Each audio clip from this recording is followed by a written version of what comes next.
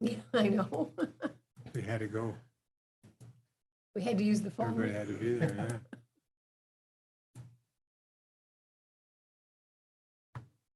First time I ever tried a fax machine. So fascinating. We won't tell him you're sitting next to an IT guy, Matt. Oh, Okay, we're all Okay. set. Okay. Good evening and welcome to the Zoning Board of Appeals meeting for the City of Bowling Green. We have the pleasure of welcoming two new members to our board tonight, Rod Noble and Jay Sockman. Welcome. Thank you. You're going to have a very interesting time, gentlemen, and it's going to be a very well worth your appointment and your time. Excuse me. I will tell you how the zoning board works and we have a new secretary too. We're not new to the board, but, We haven't did officers yet. pardon? Haven't done Gotta officers do your yet. officers A yet. temporary secretary. Oh, I gotcha. Okay. We have a new temporary secretary. The secretary before was term limited. She wasn't fired, she was term limited, and she didn't quit. So now I got Matt to agree to be our secretary for this evening. And Matt is the IT director for Eastwood High School, so I figure who better in case something falls apart. I was gonna bring a laptop. The board conducts its meeting. You're here tonight because you have a variance. You have a request to ask the city to take an existing zoning rule and change it for you. I will tell you, if your variance is granted tonight, then the variance will stay with the property. You don't take it with you. We also will ask you to please tell us why not being granted this variance is considered a hardship for you. This is a quasi-legal proceedings, so we have the world's best court reporter, and Jonah Wisner over here, who records every word we say all the time. So be careful. We will swear you in because you will be asked to testify. We will ask you to come to the podium, state your name and address, and then go and explain to why you're not having this variance granted would be considered a hardship. I will tell you if the variance is not granted, then you have the option of going to the Court of Common Pleas. I will conduct it by reading your request for your variance, and then the city will present pictures, and the city's planning director will talk about the city and the existing rule, and then we'll call you to come up and state your case. And if there's anybody else with you that wants to speak, they will also could come up to the podium. We will conduct a public meeting in that we will ask you questions and you hopefully will answer them while we're all here. And then we'll go into a private meeting. We're sitting right here in the same spot. You're sitting in the same spot. We're just talking among ourselves as to what we think. We will vote, and you will know when you leave tonight whether or not your request for variance was granted. Okay, gentlemen? Okay? Now, if you're going to be testifying, or if you even think you're going to be testifying, please stand and raise your right hand. Do you swear to tell the truth and nothing but the truth, so help you God? You are now officially sworn in. Excuse me. The first order of business is the approval of the minutes from the May 11th to 2022 meeting. Gentlemen, may I have a motion for approval? I will so move. Is there a second? I will second. Thank you. And you got that, Mr. Secretary? I am writing it down as we speak. Good deal. All those in favor signify by saying aye. Aye. Opposed, same sign. Minutes are passed. We're now moving into the election of officers. The first office we will elect is that of chairperson. I'd like to nominate Judy Ennis. Second. Any additional nominations? If not, will the secretary call the roll? Is there a place where I do this? or I just Yeah, call you it off have the a top of my you head? have a Oh, right sheet here, there, sorry. Matt. All right. Yes, got it. Matt Bostorff, yes. Judy Ennis. Yes. Kobe Johnson. Yes. Rod Noble. Yes. Jay Sockman. Yes. Thank you, gentlemen. The next one is vice chairperson, and I would like to nominate Hobie Johnson. May I have a second? Second. Okay, Mr. Secretary. Hang on. Well, I'm hanging. All right. Matt Bostorff, yes. Judy Ennis. Yes.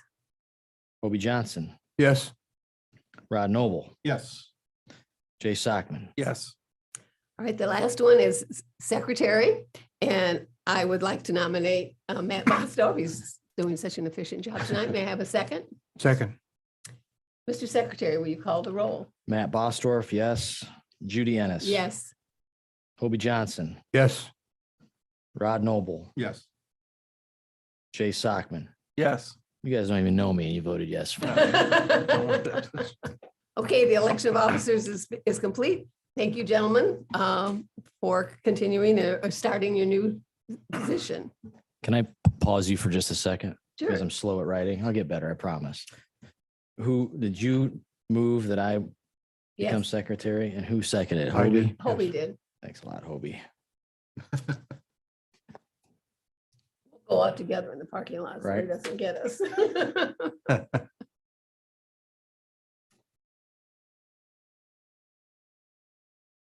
Did I second Hobie for being vice Yes, chairperson? you did. Okay, good. How's that? Carry on. Okay, I will.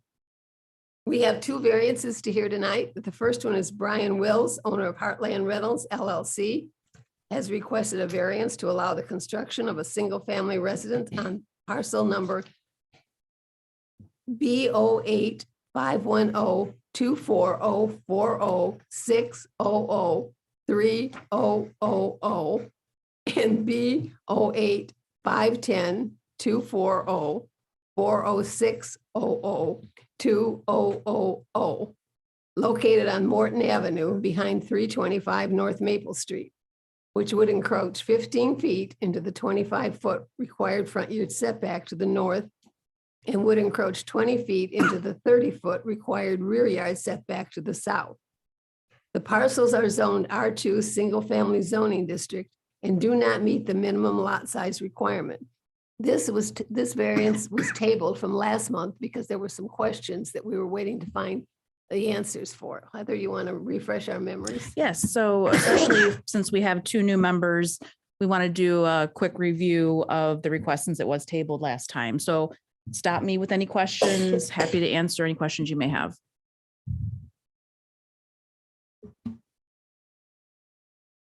Okay, let's advance here.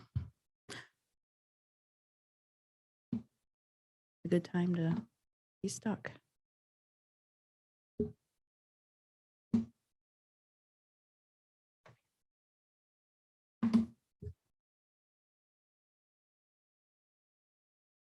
You're so good.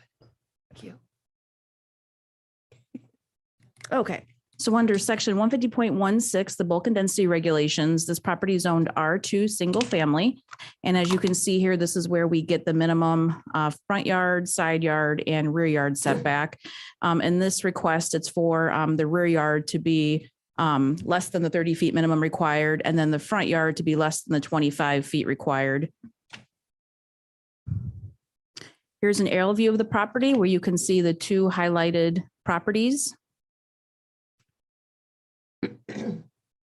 Using pictometry, we show some 3D views of the property at different angles. So you can see that Morton is not all the way improved, which we talked about a bit last time.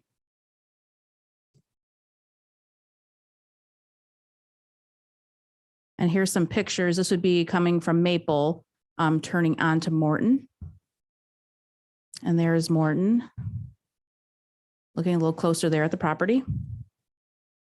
Another view of the property. Also, there is a city alley that runs between there. You know, obviously by the picture, you can tell it's unimproved. We have several of those, around the city, but again, just want to point that out.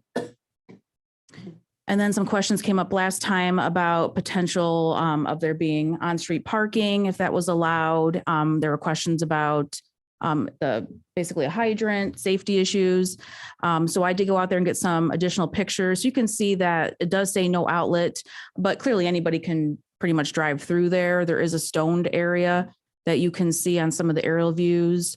From what I understand, around 2018, there used to be a guardrail there for several decades.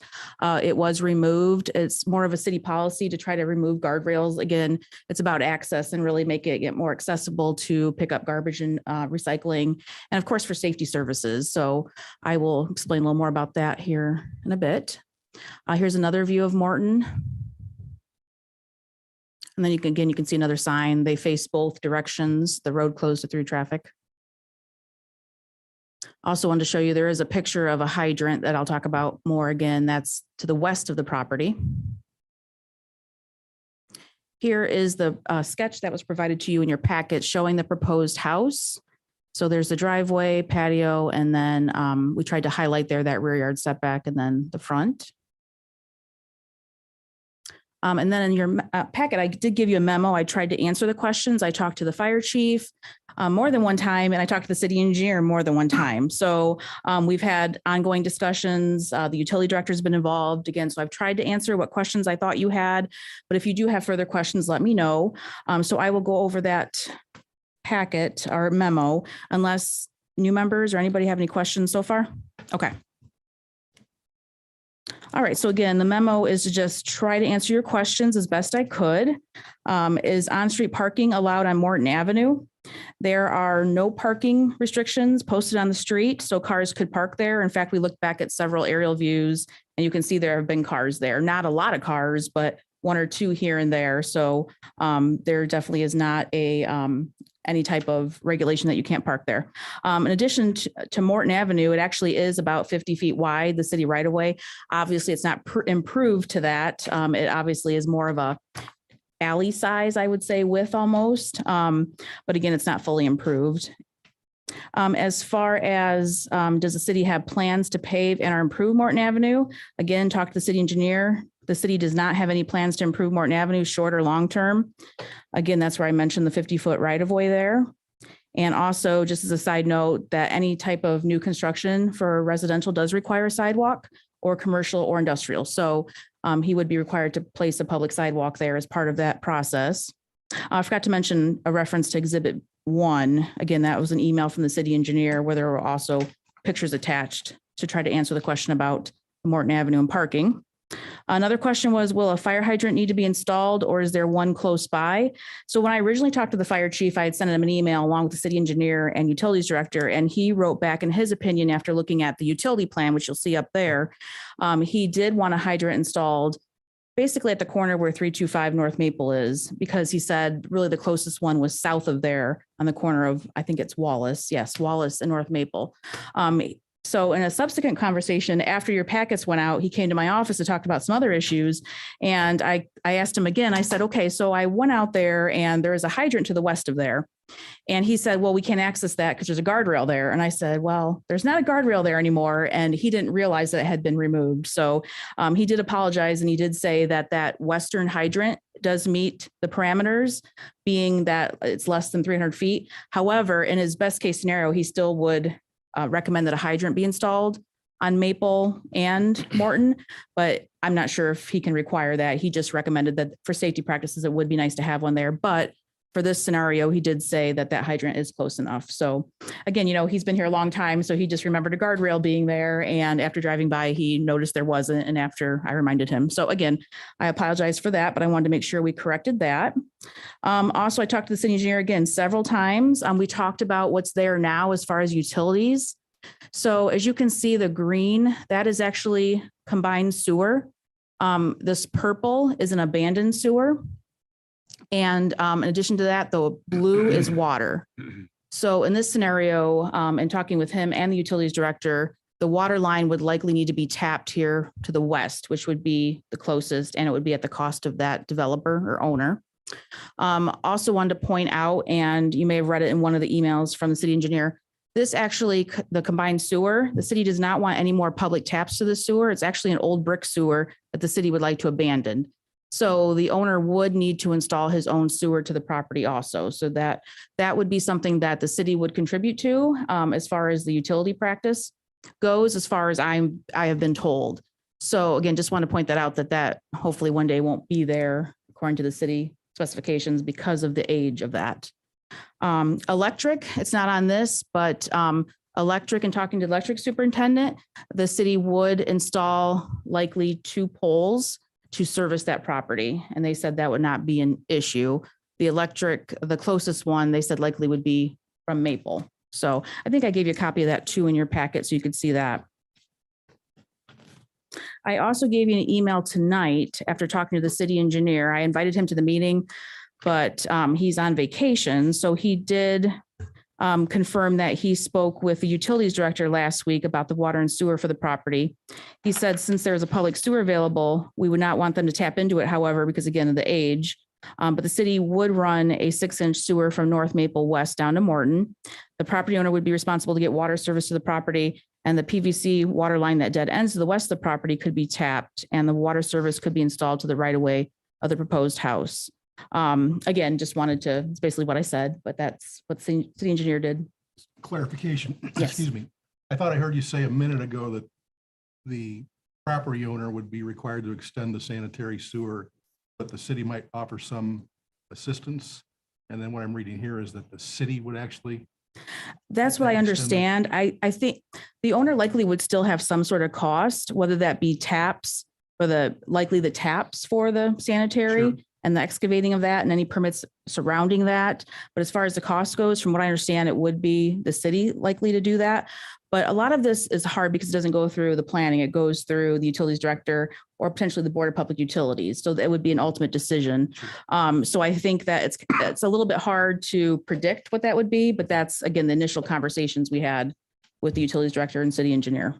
I was thinking more for the applicant's edification. Sure. Oh, absolutely. Yeah. And I know when we had talked before, he was just concerned really about, how do I move forward without knowing I have the zoning approval? So, but definitely a lot of preliminary conversations about this. I also gave you a repeat of the last packet with the application, the original memo I wrote. Just again, for the new members, I want to make sure that they were up to date on what had been submitted before. And then I did give you a copy of that utility plan for electric. So you can see the primary electric location and that there are overhead poles there. We did receive one email and I will read that. We actually received it on Wednesday, May 11th, 2022 at 11:56 p.m. And she might be here tonight. I'm not sure. To whom it may concern, I'm concerned that the proposed construction will devalue my property. Therefore, I'm objecting to this. I would like to have a appraiser look at how this will affect my property value. If there is construction, I would want a fence erected on my specifications running for the entire length of the property between my home and that of the new construction of 325 North Maple. Sincerely, Madeline McDonald. I think that is it as far as this case goes with copies that I gave you. The one from the city engineer, the items in your packet, and then that email. An advertisement was placed in the newspaper of general circulation as required. A site notice was placed at the site. The other notices required by the Administrative Code were posted in the proper time and location. A letter was mailed, first class mail, to the tax mailing address of the owner and adjoining property owners. Therefore, all the procedure requirements for the hearing have been met. And I think I had 2 more aerials. Again, they were in your packet, so I'm just, again, posting those for the benefit of the public. But this is the one that the fire chief had emailed me, where the X's is where he would prefer a hydrant be, but again, he was okay with the one to the west. And then this is a measurement of approximately a little over 200 feet there from the proposed property to existing hydrant. So I believe that's it as far as what I wanted to share. But again, if you have questions, happy to answer those. Heather, I'm going to assume that if a fire hydrant is put in, that's the city cost, correct? Again, I can't answer for that. I would make an assumption on that.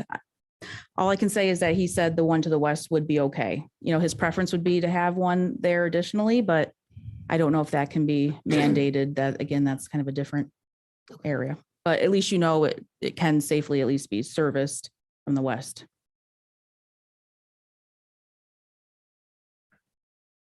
Mr. Wills?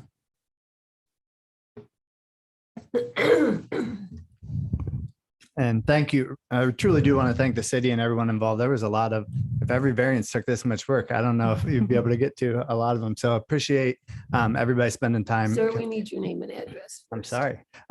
Brian Wiles, 1808 Timber Ridge Drive. Just to reiterate for the new members, the main hardships, we purchased 325 North Maple out of foreclosure about 3 years ago. Fixed up the property. It was uninhabitable. When we purchased it, those adjoining lots behind it came with it. So the main hardship is that, there's adjoining lots that, we're paying taxes on that. Obviously there's upkeep and things like that. And we would love to be able to use those lots to provide housing for someone in the city. We also feel like it's a great opportunity to have, it's a great area downtown, access to Bowling Green as well. And we think it could be some great affordable housing here in Bowling Green. I did just also want to highlight that while the variance request for the backyard is there's plenty of room on the side. So we're essentially viewing the side yard as the backyard, and there's a clear tree line in there and everything. So there's plenty of privacy between the neighbor on that side and the property. So I think that that would cover even some of the variance within the back as well. So I'm not sure how much else I need to reiterate from last time. I think my understanding was the main concern of the committee was, the on-street parking, which it seems like there clearly is on-street parking at this point. Be happy to answer any other questions. Sir, I think I remember from the last time too, the plan that was in our packet of the house, the sketch of the Yes. house wasn't set in cement. That wasn't, Yes, I've talked with the potential builder, and we feel very confident that we'll move forward with that plan Okay. that is in the packet. Yes. gentlemen, do you have any questions? Anybody else? A couple things, and bear with me Sure. because I'm one of the new guys here tonight. I'm so- new too, so I mean, I understand that whenever you're trying to do something with property that you own and the government comes in and says, well, wait a minute, you can't do that. That's kind of different, sure. difficult rather. But I also understand that if you're a neighbor and you're standing by watching the government give your neighbor permission to do something that's not quite within Yep, what the law absolutely. says, that can be tough too. Yes. So having said that, I do believe that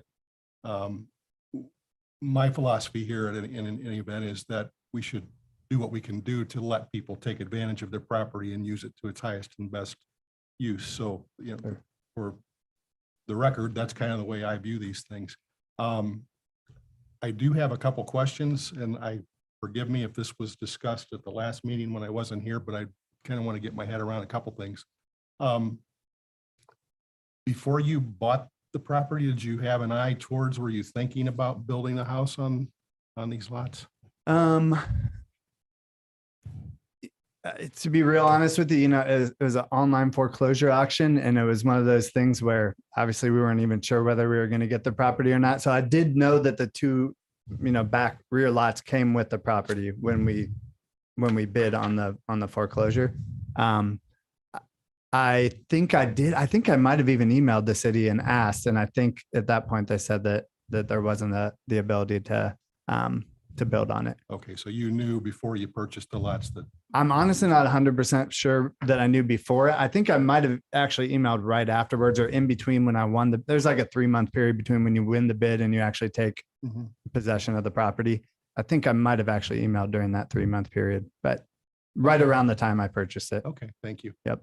How did you determine specifically the north-south property line that abuts the alley? How did you determine where the corners of that lot were so you could figure out what your encroachment was on that side yard setback? I think working with the city, those are just the current lot lines that came with the property. Is that accurate? Maybe you Were mean, there monuments there, or an iron pipe or a piece of rebar, or? we don't get involved with the actual property line locations. I'm Do you just mean using placement of the house? The auditor lot lines essentially from the auditor's website. Are you talking like specifically being surveyed before the house is built, or what? Well, of course, that would be the ideal situation, but I'm just wondering, we're looking at 3-foot encroachment, and I just, is that lot line where that was determined, precisely located? If it's off 3-4 feet, then that's, you're Right. either not as bad as it appears, or you're a little worse than it appears. Sure. No one really uses that alley? Because it looks like it's all grass, is that correct? I think the old picture is outdated. One of the pictures that was up there. I mean, I've driven through there, on So- my way here. So say someone at like 315 or whoever owns that 2 lots behind you wants to build something, would they have access to that alley is what I I'm, think you're talking about the abandoned. The abandoned alley. Yes, that's a public alley. Technically, it's not improved to city standards. So Oh, if I somebody wanted to understand. build, see they what I'm would, saying? they would likely have to do their own improvements according to city Okay. specifications by getting a permit through the city. All right. The new guys are rocking the boat here tonight. No, and that's, Great I question. don't know if this is the time for it or not, and I know it's not this body's purview, but it looks to me like that alley doesn't go anywhere. You can't even hardly access it. Might it be a good thing for a recommendation of the planning commission to consider vacating that alley and having the council go ahead and get rid of that? That would minimize that encroachment by half the width of the alley too. Are we getting a little in the weeds here? I was gonna say, you can go to the planning committee. Yeah, I and think bring the back- idea to get here is our that own we, variances. he's asking for a variance based on how they've interpreted the lot being laid out. It would be the responsibility of the home builder to have it surveyed to make sure they adhere to the variance is Yeah. the way I interpret it. Am I right, Okay. Judy? Yes. you're Yeah, right. that's what I've never built before, but I do believe you have to get the surveyor to come out right before the plans can go forward. So I think that would all be taken care of when the Okay. building actually took place. Alrighty, I'll Yeah. I'll jump out of the weeds then. No, Just one No, question. Did you talk to your neighbors about this at all? I talked to my current tenants in 325 and let them know what I'd be, let them know that I'd be applying for. I honestly don't know a lot of the neighbors in that area. I talked to a neighbor that on the corner of Morton and Meeker. That's a friend of mine, and he's obviously for it because we're friends. But other than that, no. Okay. Oh. All right, sorry for the hyper technicalities. Yeah. Is there anybody else here today who wishes to testify to this? Sir? Want to come to the podium and give your name and address? My name is Jim Dunn. I'm at 555 Morton Avenue, which is just across the old railroad easement. This property. Thank you. My concerns mostly have to do with parking and driving through a street, which is not supposed to be driven through. Parking is usually more than what we saw in the pictures.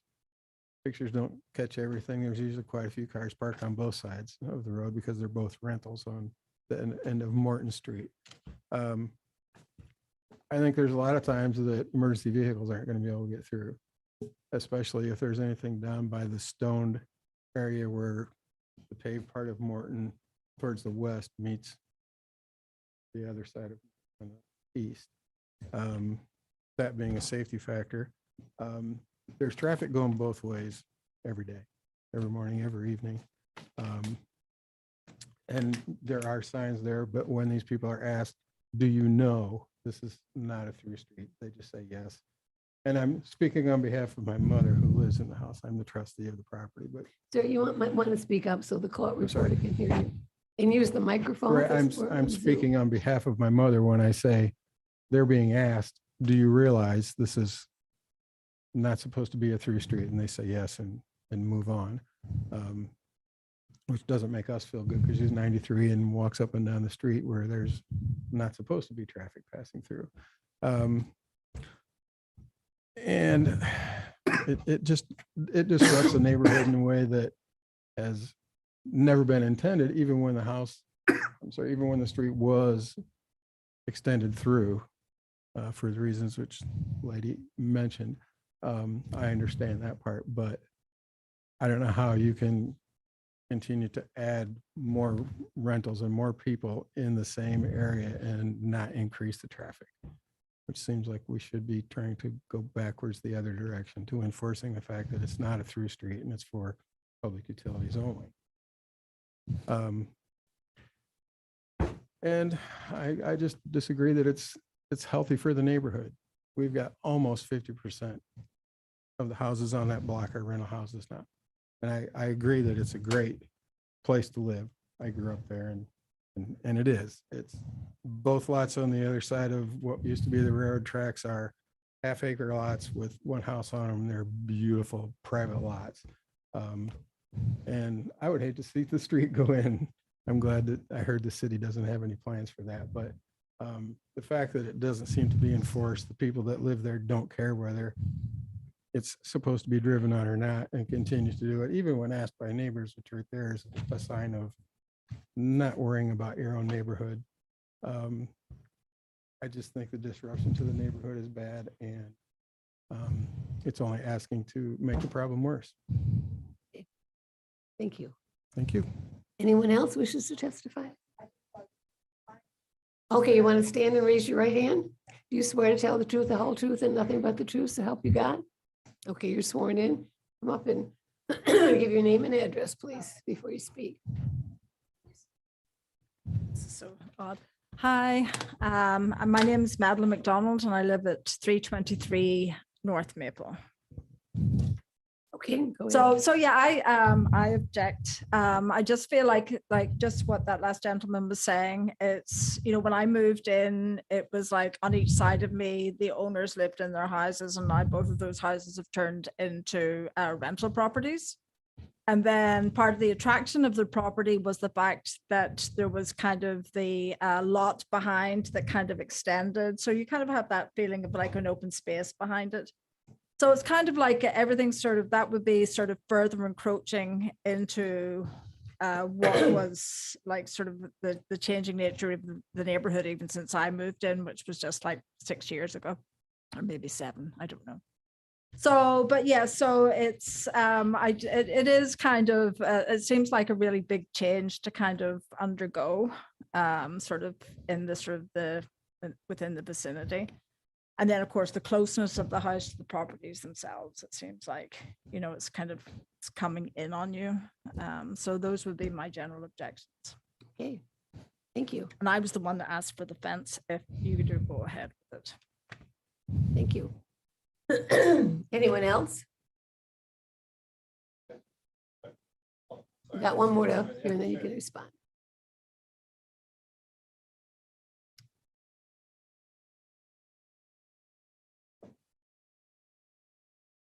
My name is Dan Dunn, 550 Morton Avenue, just across the street from the proposed property and to the west. Is it appropriate for me to ask a question of the board? Do you folks have guidelines or rules that you go by when you're approving or denying a variance request like this? Are there? Yes, sir, there are. We look at what we consider would be the best for all parties involved, frankly. And Okay. we look at what the city's current zoning laws are. And it's something that we spend a lot of time thinking about, because you're asking us to take a law and change it just for you. So that's something that we take into consideration as we figure out what is the best for the individuals and the city. Okay. And I understand that hardship is part of it. Mr. Wiles said that the hardship is that the lot is too small. And if it's too small, he can't build on it. I'm not sure how that's a hardship. When he bought the property, he knew he was buying a house on Maple Street that had a backyard. Just because the backyard is not large enough to build on, I don't think qualifies as a hardship. That's something that we would discuss. Okay, okay. You know, the other point I wanted to make is actually something that Mr. Bosdorf mentioned last month at the meeting. He said he had driven down there. It was a beautiful neighborhood, lots of open room. He was surprised that nobody else had ever developed back there. And he's right. It is a beautiful neighborhood. And he's right. There is a lot of land back there that hasn't been developed. Much of that land is owned by myself and family. And the reason that it's not developed is because we like it like that. We think it is beautiful like that. And we really don't want to see development back there, especially if someone is building a house on a lot that isn't big enough by rule to build a house on. You know, that's kind of what I would refer to as a legacy neighborhood back there. My parents have owned property back there for over 60 years. I've owned property back there for over 30 years. We like it is back there. To put a house on a postage stamp sized lot just doesn't seem to go with the rest of the neighborhood. I understand that affordable housing is something that the city needs, and it does. But to put something like this into in a legacy neighborhood doesn't make sense. It would make sense to build a house like this on a small lot on the numbered streets or anywhere over by the university, because that's really where most of the affordable housing is needed. But I don't believe that something like this is good for that neighborhood. So that's why I would like to see the variance voted down. Thank you, sir. You're welcome.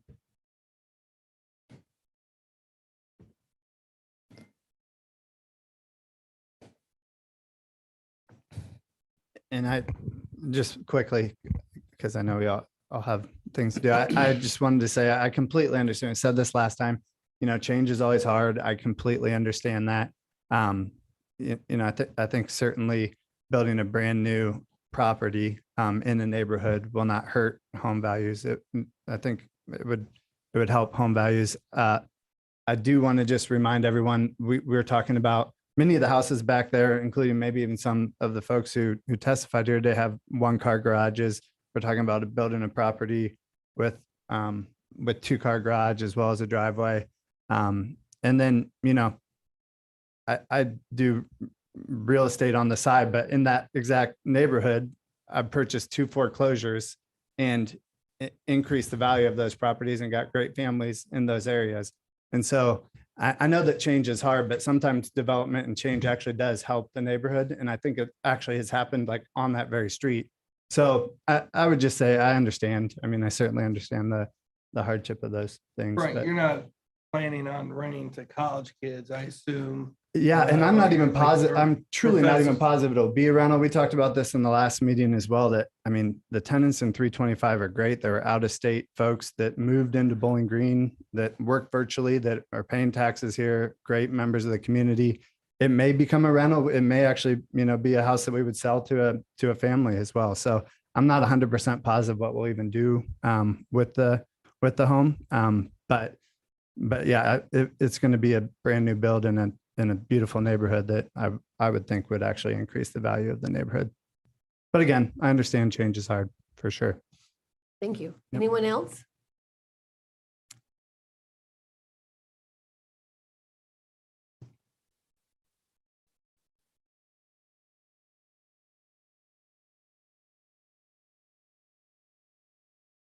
If the variance is approved, will Mr. Wiles then have the opportunity to build a second house on the remaining lot? We're only doing one, we're only looking at this one right now. We're not considering anything else. Okay, I believe since it covers the lot line, you cannot do that. It spans the lot line. So thank you. Right, essentially building accurate? over Oh, that yeah, 2 line. If lots. you Yeah. look at the dash Yeah. line there, that's representing that second lot, and he wants to build over that a bit and then add that patio. So it basically combines those 2 lots. Members of the board have any questions or comments? Before we go into. Okay, let's go into private hearing. Close the public hearing. Well, if I may, Please do. I can understand clearly why the owner of the property wants to build. And I'm grateful to Heather for giving us all the information to our questions that we had last week or last meeting.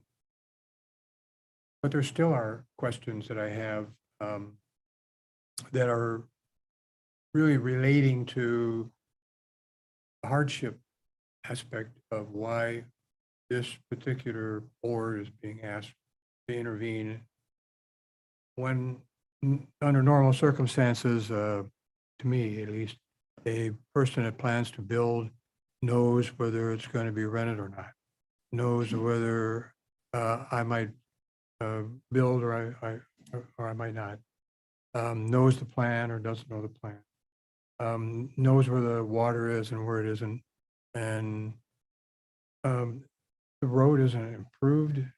I'm concerned about how many years ago the city decided that they did not want it improved and why it hasn't been vacated by now. So there are just so many issues that are swirling about that makes me worrisome to grant variance based on hardship. I guess I'd like to interject. I'm concerned about those things as well, but I also feel like a lot of those problems aren't the problem of the potential home builder or the lot owner. That's the problem of the city. If they, I mean, whether or not that street is improved or not should not impact how we determine or look at the use of the lot.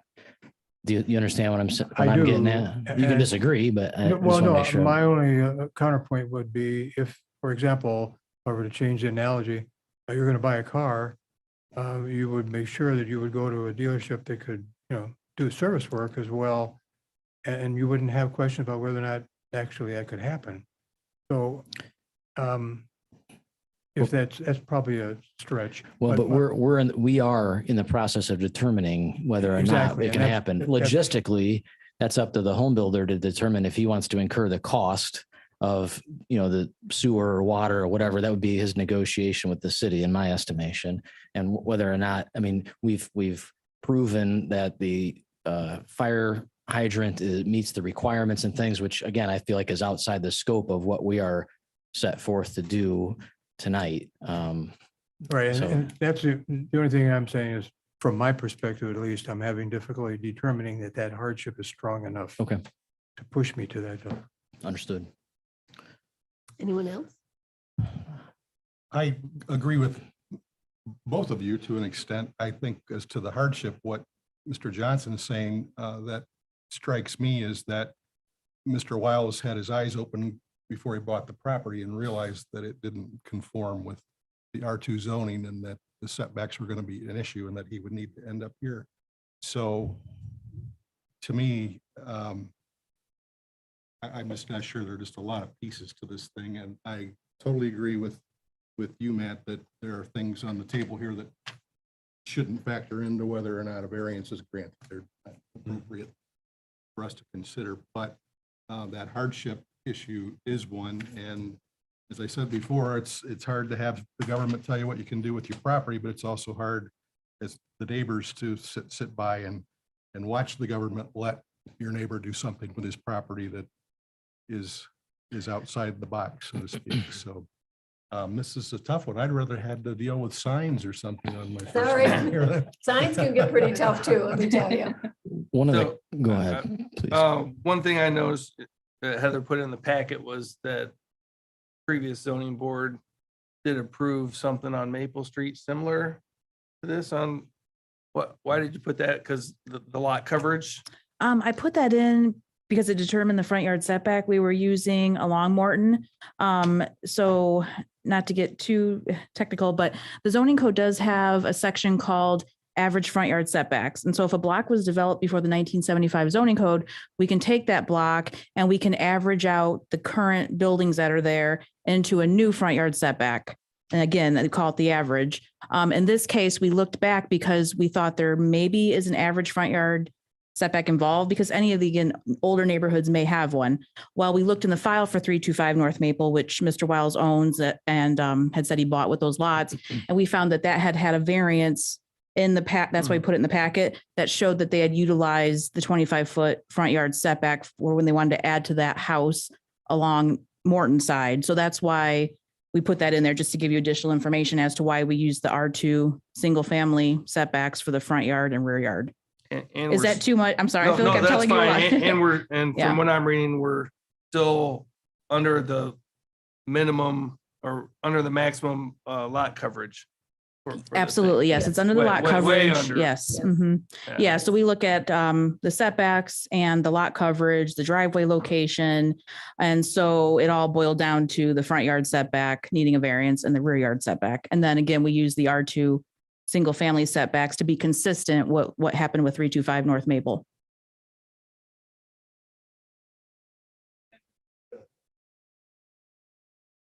I did just want to clarify because it seemed pertinent, and I didn't want to perjure myself so I did not know. I emailed Heather after we had already won the bid on the property. I have the email from December 9th, 2019. Hello, I'm writing to inquire about 325. We currently have the property under contract. We won the bid for the foreclosure. I'd like to inquire if we could potentially build on the lots behind it. So in terms of the hardship, we had the property first before I knew whether we could build on it or not, just to clarify that. So, like I said, my memory failed me and I didn't want to say one way or another, but I do have the email chain. Thank you. Thanks for the clarification. Anything else? Any further discussion? I'm certainly sensitive to neighboring properties and their use. When you move into a home and there's an empty lot next to you, that can offer you some space, and it looks nice, and maybe your kids are using it to play baseball or something. I had that happen as a kid, but there's always a potential of somebody building or buying that lot and Correct. using it. So I certainly understand that. Sometimes the only way to combat that is if you truly want to, prevent that from happening, to take measures and purchase that property. Second, one of the comments that was made tonight was regarding rental properties. Again, something that I'm a little sensitive to, but if we're always going to suggest that we move rental properties under the numbered streets, to me, that sounds awfully prejudicial. And, there are good people that would like to rent in family oriented neighborhoods. So just because this isn't a residential neighborhood, we shouldn't pretend like there's not people that enjoy renting or prefer renting in a residential neighborhood. That's not someone should be outcast to the rental neighborhood. I just wanted to make that clear. I would like to remind you that we actually, what our authority is and what we're looking at is the 15 feet into the 25-foot required front yard setback, and then the 20-foot into the 30-foot required rear yard setback. Those are the two things that we are looking at and the only things that we are judging on right now. Thank you, Judy. Okay. Now, if there's no further discussion, we're going to bring it back to the public, and I need a motion, please. I would move that we vote on this. We'll So do moved. that anyway, Matt, but Oh, you get. What am I supposed to say? You have to make them. That you get that the variance be granted. The variance, I would like to motion that the variance be granted. May I have a second? I second. All right, the motion has been made and seconded. Will the second, Jay, you seconded it? will the temporary secretary call the Yes. roll, please? I may be never a secretary again. Matt Bostorff, yes. Judy Ennis, Yes. Hobie Johnson, Yes. Rod Noble, Yes. Jay Sockman. Yes. So as your request for variance has been granted on those two items. Thank you very much. Thanks to everyone who came and spoke tonight. The second one is Eric Boswell, 1500 South Orleans Avenue, has requested a variance to allow the construction of a 10-foot by 12-foot accessory structure which would encroach 2 feet into the 5-foot required side yard setback to the north and would encroach 3 feet into the 5-foot required yard setback to the east. Heather? Thank you. So I did give you an email copy from the property owner, from Eric and Courtney Boswell, dated Wednesday, May 25th, 2022, 8 a.m. to the planning department. Hello, I received the official notification that my variance request will be reviewed at the June 8th board meeting. I am unfortunately out of town, but my neighbor, George Jory, has agreed to attend the meeting on my behalf. I can be reached at this email or my cell number. If there are any questions you may need from me, George is copied on this email, Eric Boswell. So again, just want to point that out that he is not here tonight. So under section 150.90 rear yards, B, accessory buildings, number 2, in residential districts and other districts where residential uses are allowed, an accessory building with an area equal to or less than 160 square feet may be located no closer than 5 feet to the side or rear lot lines and may not exceed 12 feet in height. Here's an aerial view of the property. Using pictometry, here's the front of the house, the side, the other side of the property, and then looking at the rear yard. And also this neighbor, Mr. Jory, who you will hear from, you may recognize him because I believe he was here in March of 2022 for his shed to encroach on the side and rear property line. So just wanted to mention that, and he might mention that too, as a reminder. Here's a picture of the front of the home. And then here's looking down that side property line. And then here's looking at the back corner where he would like to place the shed. And here's looking angled a bit there, just again to see the rest of that rear yard. And then here was the sketch that was part of your site plan highlighting that 10 by 12 accessory building that's proposed with the 3-foot setback to the rear and then the 2-foot proposed to the side. So we did not receive any other emails or correspondence after mailing the required letters. An advertisement was placed in the newspaper of general circulation as required. A site notice was placed at the site. The other notices required by the Ministry of Code were posted in the proper time and location. A letter was mailed first class mail to the tax mailing address of the owner and adjoining property owners. Therefore, all the procedure requirements for the hearing have been met. Thank you. Mr. Jory?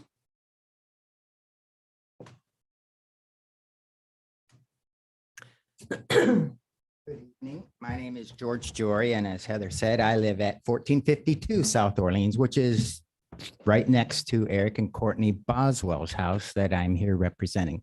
He originally said he wanted a shed, and we discussed, because I do home maintenance repair, where he would put his shed. He just wants to use it for seasonal things, to rotate snow blowers and bicycles. Was going to follow the city rules and put it where it was supposed to be. But since my variance had it over there, him and his wife decided that it would be more aesthetically pleasing if the front of the sheds were lined up together because they're so close together. The hardship being is that my variance was granted because we have utility boxes back there.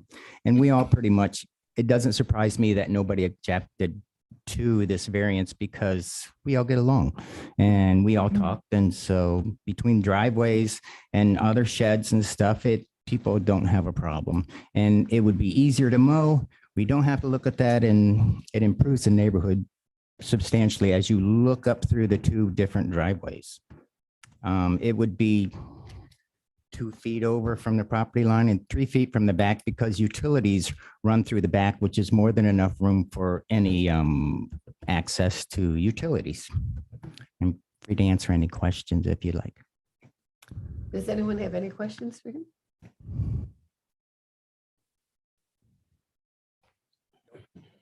Thank you, sir. That was just too easy. Well, it's pretty easy when your neighbor comes and pleads your case. You guys haven't voted yet either.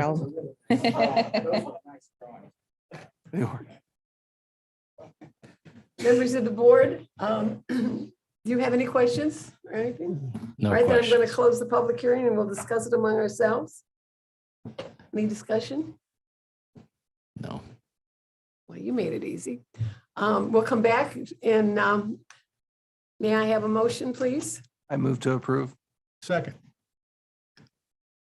He made the motion, Mr. Noble. Got the new seconded. guys. All right. Okay, Matt Bostorff. Yes. Judy Ennis. Yes, Hobie Johnson. Yes. Rod Noble. Yes. Jay Sockman. Yes. request for your you can go tell your neighbor that you did such a good job. He was granted his variance. Yes. Did you do the drawing? Did you do the drawing? Okay. Thank you. Gentlemen, I would like to urge you to attend the planning committee meeting, which is going to be next month on July 6th. July 6th. The zoning code update is going to be held for public hearing. And thank Hobie was at the meeting at the planning board when they met in zone code, explained the new zoning code. I think it's imperative that we all listen and understand or read the new zoning code, because when it's adopted, we need to understand the background as to why those were put into effect, so that when we're more familiar, because we're using one from 1975, and I'd like to think none of us were born then, but that wouldn't work. But we need to have the Didn't happen. we need to have the knowledge of why that was put in place, because I think it will help us as we make our decisions. So I'm really encouraging you, if you don't have this copy, and Heather, it's on the website, is it not? Yes. Go to the website and pull it off, so it'll give you some ideas. And then with the zoning code, and please attend. I am the representative to the planning commission for all of you anyway, or for our planning commission. So please attend that meeting, because that's when you will hear the public input and you will get to understand what the planning commission is considering and why. I appreciate that, Judy. I was going to say a little bit about it, but you covered it well. I would just add that if you would like a paper copy of the proposed zoning code, will you please let me know? I'm happy to print that out for you. We're not handing them out as, because again, it's 125 pages. So we're trying to do our best to get it in the hands of people who need that and want to, mark it up. Or if you have questions, please let me know. It's been a long road and it's not done yet. And again, we have the webpage devoted to it. So I'd encourage you to look at the webpage, past presentations. Also, you can actually use an interactive GIS map. You can click on the parcel. Let's say you want to see what your house is zoned now and then what it's proposed to be zoned. Please do that. So again, you can acclimate yourself to that. Then you can go back to the section of the code that shows what your zoning is and look through it. So we tried to make it simpler. We know though zoning's not simple, but we tried to look at what tools we could utilize with the public to be helpful. So again, happy to answer any questions about it. And I appreciate your interest in the project. And there is some additional zoning board, I guess we could call it criteria. It's a little more specific than it is now that we hope will be helpful to the zoning board moving forward. As I was reading this or listening to the presentation, I could mentally go say, oh, I remember when so-and-so wanted this variance, and I remember when so-and-so wanted that variance. So I really think this is frankly more user-friendly than what we have currently. And Hobie, you were there. You can feel free to jump in. And I'm hoping that eventually it almost put us out of business, because it'll be so easy to understand and people will feel like they've had so much input into it that they won't be coming up and saying, I wanted a variance on this. So I highly encourage you to familiarize yourself with it. And to our new two gentlemen, I hope this wasn't too painful, and that you return next month. And to our new secretary. Very attractive secretary. Yes, you are. You are. And you're doing a great job. And gentlemen, I will tell you, when we adjourn, you can't leave because you need to sign paperwork. So if there isn't any further business, or no one has anything else they'd like to make comments on, and Mr. Harold?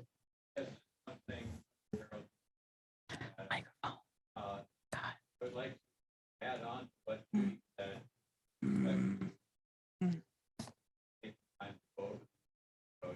I myself would very much like your